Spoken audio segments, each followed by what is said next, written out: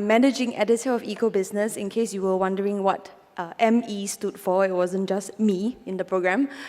I'm very happy to be here this afternoon, and I think I've got a real challenge here because we are in the post-lunch timing, and this is the perfect time for a nap, not to listen to people speak. So I think we have a challenge here, but nevertheless, I'm very, very excited to be here. I have been here 3 times in India now. The first time I was here was 7 years ago when I went to trek around the Himalayas. I lost 3 kilograms from all the exercise. Then I went to Delhi and ate so much Indian food that I put on 4 kilograms. So India is not good for my waistline. The second time I came to India was 2 years ago when I went to Calcutta to film a climate change documentary. And I traveled for 3.5 hours to the south of the country, to the Sundarbans, to actually witness what climate change is doing to some of the islands there. And that was a really emotional experience for me, which I will want to share with you more. The third time is this time, and I actually have been here for almost a week. I started off in Delhi, then I went to Pune, Solapur, Navi Mumbai, and finally here. So as you can see, I'm very well acquainted with your country. I love the people, I love the food, and I think that this country has an incredible opportunity to grow in a really sustainable way, and this is what I'm here to share some thoughts to you about. I also want to say special thanks to Dr. Khosla, who I met close to 10 years ago in Singapore, and it's on his invitation that I'm here, especially from Singapore. He looks the same as 10 years ago, although he insists that he looked slimmer then. But I'm nevertheless very happy to be here. So just a little bit about EcoBusiness. How many of you here have heard of EcoBusiness? Okay, never mind. At the end of this, I think all of you would. We are Asia Pacific's only media publication that is dedicated to sustainable development. We started in 2009. I'm one of the co-founders. And at the time that I started, I was a newspaper journalist at the Straits Times. And at that time, climate change was not being talked about. It was something that was neglected on mainstream media. And out of frustration, I said, you know what, I need to start something in which we talk about the sustainability issues that matter to a region where there's so much development happening. And so EcoBusiness was born. Today, we are the only media outlet that represents purposeful journalism. So we don't give you news that are clickbaity or fake news or what Kim Kardashian had for dinner, because that's not really relevant to the world. But we try and feed you stories that educate you and advocate sustainable development. And we do that through looking at issues really deeply across the entire value chain, business and policy trends, and we look at that through a sustainability lens to help people make more informed decisions. So if you look at our website, you'll see that there are lots of resources, a lot of information about what's going on in Asia. I wanted to show this picture because this had made the news recently, and it's an iceberg that had been calved in Greenland. How many of you have read the IPCC report news that's been in this week in the news? Basically, the IPCC has launched this report that has made world headlines, and it says we have 12 years left to really fix our world, otherwise we will blow our current budget, and we're going to be facing catastrophe like we've not seen before. And I think climate change is a very abstract concept because it's so long-term. Everyone is still debating about, the extent of it and how much of it is human-induced. If you listen to Donald Trump, it's not men that's causing it, but if you listen to the scientific community, you will find that a lot of the science is already behind it.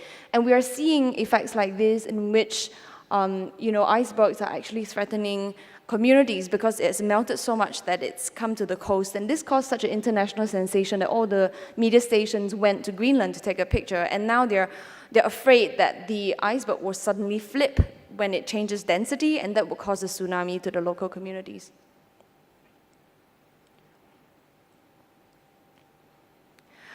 I just wanted to share this picture with you because apart from the Arctic, the Antarctic is also changing.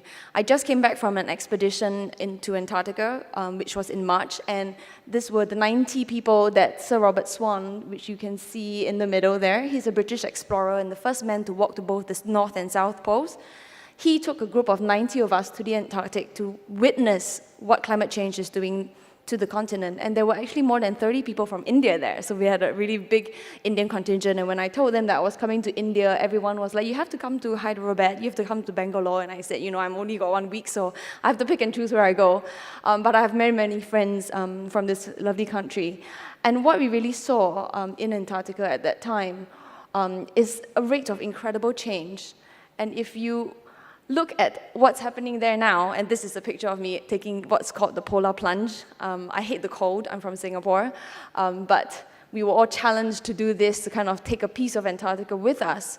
And what I had left, from the continent, what I learned from the continent really is that the world is changing at such a huge pace. Our natural world is changing at such a huge pace that we can't even begin to comprehend.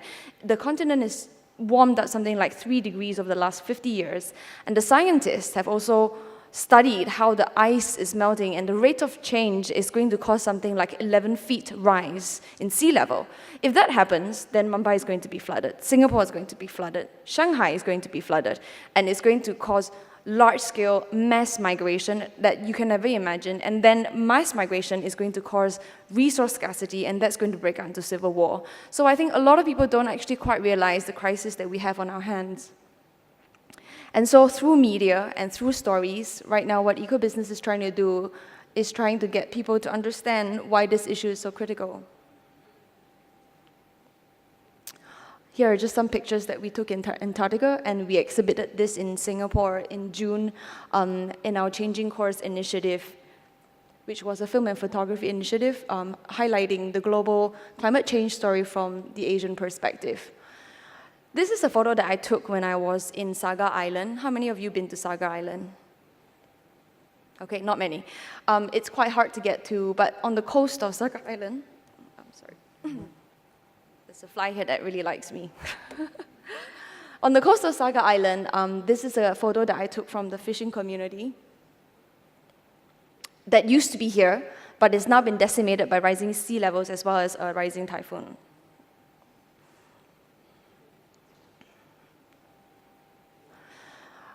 We filmed this documentary for Channel NewsAsia, and at this time, it was the first time that a Singapore broadcaster had actually filmed anything to do with climate change.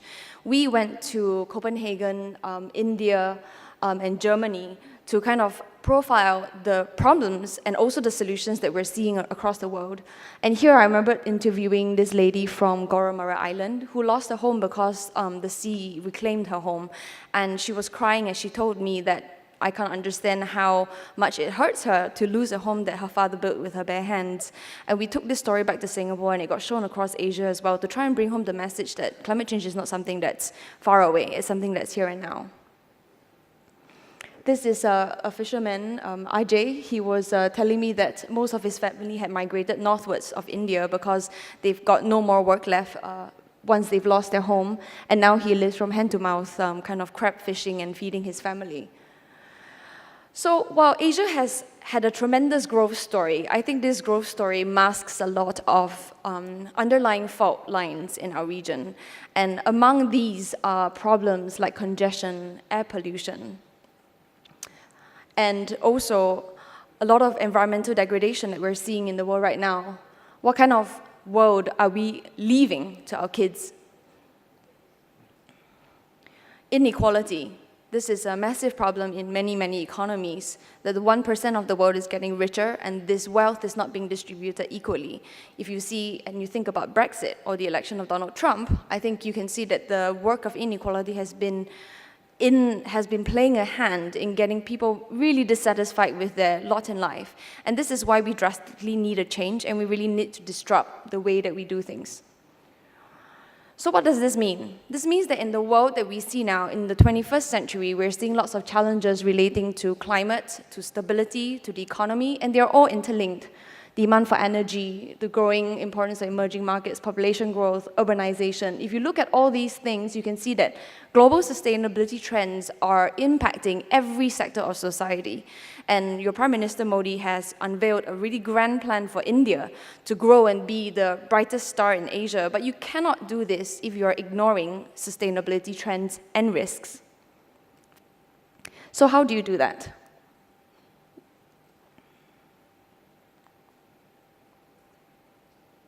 technology is not agreeing with me today. Okay. There you go. So it's not all bad news. There is a way that we can solve social and environment problems as well as make money from it. And that is absolutely important when we think about creating jobs. This report was launched last year. It's called Better Business, Better World, and it was launched by the Business and Sustainable Developments Commission, which is made up of some of the who's who in the world. So Paul Pullman, the Unilever CEO, Ho Ching, Temasek CEO, Jack Ma, Alibaba chairman, was all on this commission, and they launched this report of sustainable business opportunities in Asia.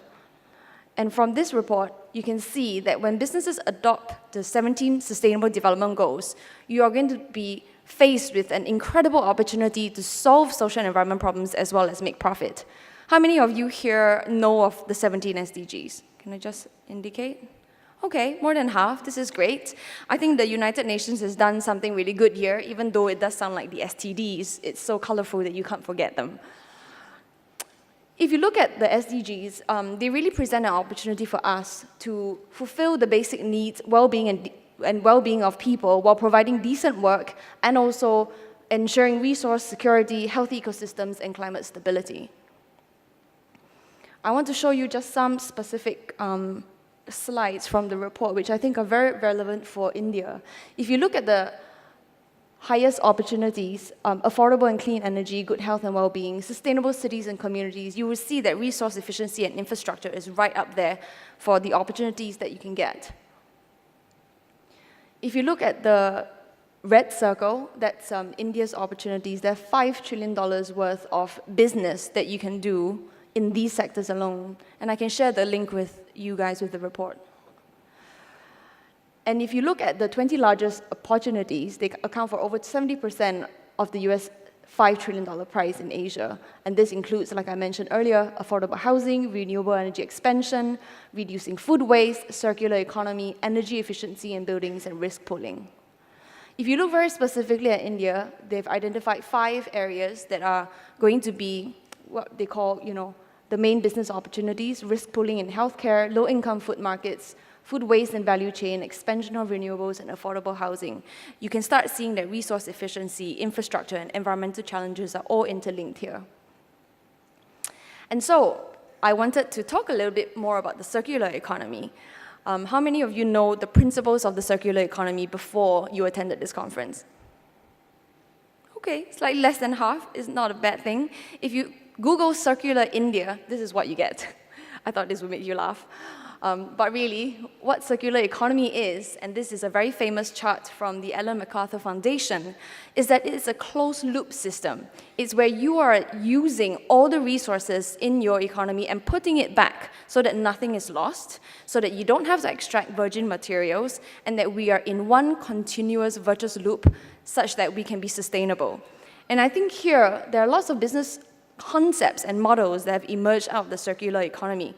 And some of them include circular supplies, making sure that all your supplies are renewable, resource recovery, making sure that you recover all your resources, product life extension, making sure that you are extending the life of your products, the sharing economy. Uber, for example, is big in India, sharing your services as well as products as a service. So one example is Philips, for example, used to sell lighting to buildings. Now they're selling lighting as a service, which means that you lease the light instead of buy the light, and they will take care of the maintenance and the recovery, and then they can recycle it and then put it back into use. And I think this really is the future for the world, not just for India. But the world is failing to achieve their circular economy. And so when we talk about methodologies, and this is one of the 3 questions that you posed, how can we ensure that governments and business capture these opportunities? And here, there are some ideas from this story that was written by my colleague that we can use to adapt. And that is, 1, you need to form a coalition that promotes the circular economy in India and produce an annual report that actually tracks targets. The other thing that you can do is actually set targets and action plan. Say, by 2030, India is going to be circular in certain sectors, and actually put some numbers to it. The other thing that's really crucial as well is you need to localize it. You need to set it in the local context so that it works in the local communities where you're bringing these solutions. So I want to touch a little bit about the idea of construction, which my colleagues have before me. Why do we demolish buildings instead of deconstructing them? This is a concept that's been emerging, deconstructing buildings instead of demolishing them and then sending them to the landfill. When you look at a building, there's just so much precious resources in it, whether it's metals, whether it's wires, whether it's hard materials or soft materials, and I think this is an incredible opportunity. Mr. Marav mentioned this morning that we need to create jobs for something like 20 million youths in India per year. If we can get them to mine the urban economy or to mine India for its resources and to put them back into the circular economy, I can assure you that we're going to have lots of very, very meaningfully employed youth. So this is the Building and Construction Authority in Singapore. The BCA is quite well known and quite well respected for a sustainable construction industry. In Singapore, our demolition waste is recycled at a rate of above 90%. So they go and then they demolish buildings, but they recycle that in terms of aggregate. They recycle the sand, and they're now actually exploring whether they can use the bottom ash from the incinerators and put it back into construction materials. So I would encourage, if you want to have ideas, to visit the BCA website. So this is a picture that I took, actually, just 2 days ago in Solapur. I visited a landfill site which was neighboring a bioenergy plant that is being run by a company called Organic Recycling Systems in India, which are now a partner with Blue Planet. So I'm a strategic advisor for a company called Blue Planet, which started in Singapore, but really it's an Indian company. Their founders are Indians, and they're all sitting at the back of this room. And I'm really amazed at the work that they're doing, because when I actually saw for myself the amount of waste that's being reused into something that's useful, it was really quite something to see for myself. So at this bioenergy plant, they take organic and municipal waste, and they feed it through a plant, in a process called biomethanization, and it creates biogas that's going to power the local communities, as well as compost, which they sell to farmers. I hear now that they've actually come up with their own brand of compost and are selling them in bulk to farmers. So this is really a perfect example of how the circular economy is already at work here in India. The challenge here now then is, how do we scale this and replicate this across every single municipality in India? So this is the receiving shed. It was a real experience actually seeing how the whole plant worked. And then I want to also mention this, the Bart Mission. I think it's such a visionary initiative that Modi has launched. It reminded me actually a little bit about the Clean Singapore movement, which our founding father Lee Kuan Yew started more than 40 years ago in Singapore. And at that time, Singapore was a really kind of filthy place with slums and, lots of people spitting on the ground and just, really kind of not a very hygienic environment to be in. But he cleaned up the city in a matter of 20 years, and that included the Singapore River. And he did that by mobilizing the masses, capturing the public imagination of what it means to live in a green city. And I see that so much in this movement and all across the city. I took this photo just yesterday. I see the inspiration and the vision behind it, and I think it's something that's an incredible opportunity for India.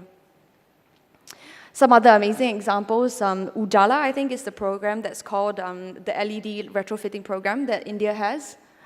And also your renewable energy program, which Modi has thrown his weight behind. I think there's just so much that's going on right now. And I think also that we need the policies to support businesses to capture these opportunities. I wanted to point out this guy, Vijay, because he was a friend that I made on my Antarctica exhibition. And I think he kind of represents like the spirit of India. He actually printed a 3D wind turbine in India's colors and brought it to Antarctica.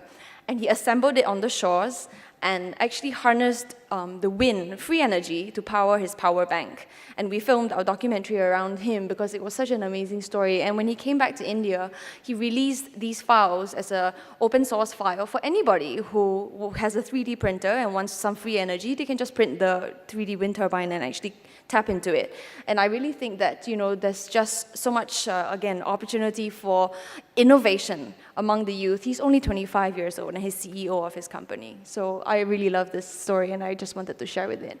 So coming back to jobs, I just want to say that from the Singapore perspective, we've managed to really put the policy weight and the business weight behind developing a clean technology sector, behind resource efficiency jobs, and that has actually enabled us to export some of the capabilities as well. And similarly with India, I think there is no reason why their innovations in these areas cannot be further exported. Anybody knows Manish Sabharwal from Team Lease? So he was in Singapore last year, and I interviewed him at the Temasek annual conference on sustainability called Ecosperity. And I had a most amazing conversation with him about jobs in India. And he was saying that there are 63 million enterprises in India, but only a fraction of them are actually formally financially sound. He also said that half of India's population work in farms, yet agriculture only contributes 10% of the GDP of the country. So he said to me, these people are not working, they're just chilling out. And so the solution, he said to me, was that we need to put these people in formal sectors. And when I listened to the speeches this morning, that's really what came through, is that we need to put the youth to work, we need to put a really, really young and growing population into formal sectors, and the future of these sectors is in resource efficiency jobs, it's in clean technology, it's in circular economy jobs. And I think this is something that we really, I hope, if there's one thing you take away, is that. So, thank you very much for listening to me. I really, am very privileged to have this opportunity to be here and to share ideas with you, and I'll be happy to take any questions. Thank you.